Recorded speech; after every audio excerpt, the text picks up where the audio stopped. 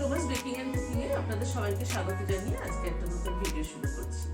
আজ পৌষ সংক্রান্তি উপলক্ষে একটা পাটিসাপটা রেসিপি শেয়ার করছি, ক্ষীর পাটিসাপটা।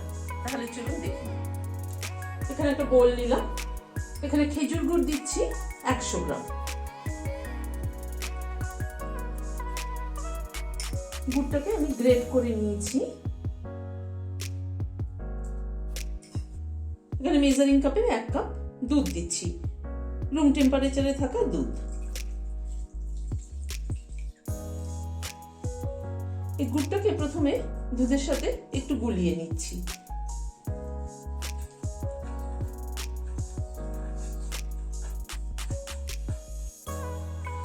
গুড়টাকে ভালো মতো গুলিয়ে নিলাম দুধের সাথে।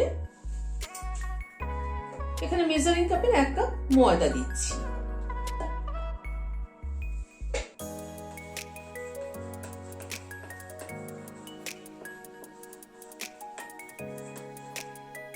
ময়দাটাকে একটু মিশিয়ে নেওয়ার পরে এখানে মেজারিং কাপে 1/2 কাপ সুজি দিচ্ছি।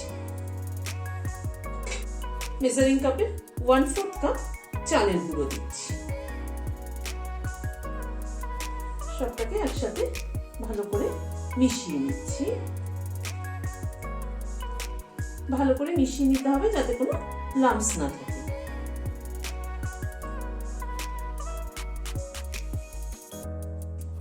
ভালো করে মিশিয়ে নিলাম। এবার এটাকে 10 মিনিটের জন্য ঢেকে একটু রেস্টে রেখে দেবো। ততক্ষণে চলুন পাটিসাপটার ভেতরে ক্ষীরটা বানিয়ে নিই। ক্ষীরটা বানানোর জন্য গ্যাসে একটা কড়াই বসিয়েছি, বাট গ্যাসটা এখনো কিন্তু জ্বালাইনি। এখানে 150 গ্রাম খোয়া ক্ষীর গ্রেট করে নিয়েছি, সেটা দিয়ে দিলাম। আর এখানে 1 লিটার দুধকে শুকিয়ে ক্ষীর করে নিয়েছি, সেটা দিয়ে দিলাম। মেজারিং কাপে 1/4 কাপ চিনি অ্যাড করলাম। এবার আমি গ্যাসটা অন করে দিচ্ছি।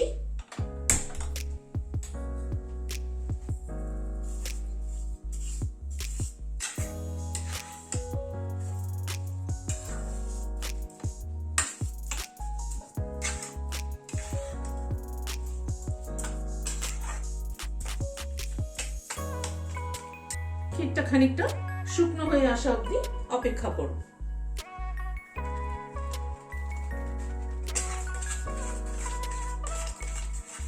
গ্যাসের ফ্লেমটাকে হাই করে রেখে ক্ষীরটাকে শুকিয়ে নেব। ক্ষীরটা অনেকটা শুকিয়ে এসছে। প্রথমে গ্যাসের ফ্লেমটাকে হাই করে মিনিট 5 মতো একটু শুকিয়ে নিয়েছিলাম।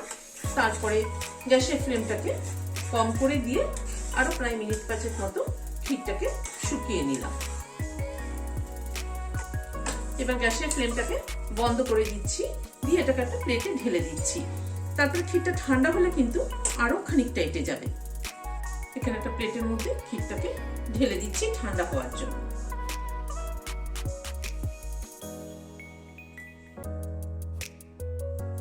দশ মিনিট রেস্টে রাখার পরে ঢাকনাটা খুলে দেখে নিচ্ছি। সুজিটা সোক করে দুধ অনেকটাই টেনে নিয়েছে। এবার আমি অল্প অল্প করে দুধ মেশাবো। এখানে 1 কাপ দুধ নিয়েছি, বাট পুরোটা হয়তো লাগবে না। আমি অল্প অল্প করে দুধ মিশিয়ে কনসিস্টেন্সিটা ঠিক করে নিচ্ছি।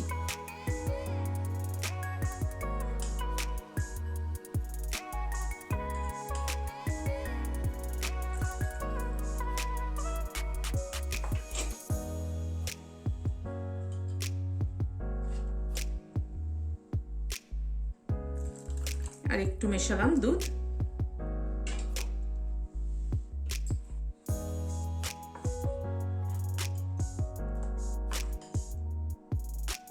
এই ব্যাটারের কনসিস্টেন্সিটা খুব পাতলাও হবে না, খুব গাঢ়ও হবে না, কিন্তু এরকম একটা কনসিস্টেন্সি ব্যাটার হবে। মানে টোটাল এখানে প্রথমে 1 কাপ দিয়েছিলাম মেজারিং কাপের, তারপরে 1/2 কাপের একটু বেশি, খুব সামান্য বেশি ক্ষীরটার থেকে খানিকটা করে নিয়ে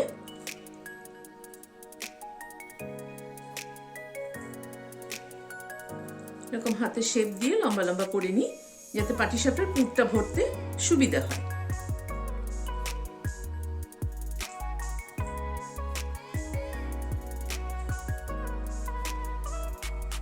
ক্ষীরের পুরগুলো তৈরি করে নিলাম। এবার চলুন পাটিসাপটাটা তৈরি করে ফেলি। গ্যাসে একটা ফ্রাইং প্যান বসিয়েছি। প্রথমে একটু অয়েল ব্রাশ করে নিচ্ছি। অয়েলের বদলে ঘিও কিন্তু ব্রাশ করে নিতে পারেন। গোলাটা একটুখানি নেড়ে নিতে হবে।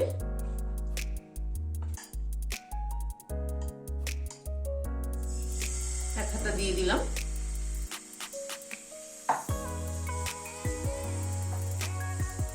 দিয়ে হাতার পেছনটা দিয়ে এরকম করে গোল করে ছড়িয়ে দিচ্ছি।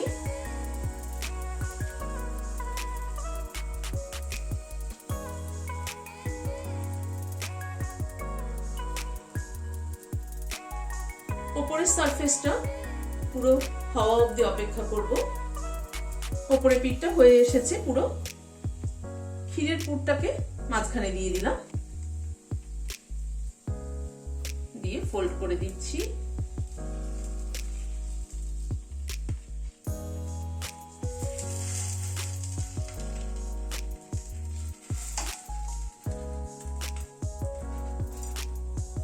এবার তুলে নিচ্ছি। তৈরি হয়ে গেল ক্ষীরের পাটিসাপটা। আবার আরেকটা দিচ্ছি।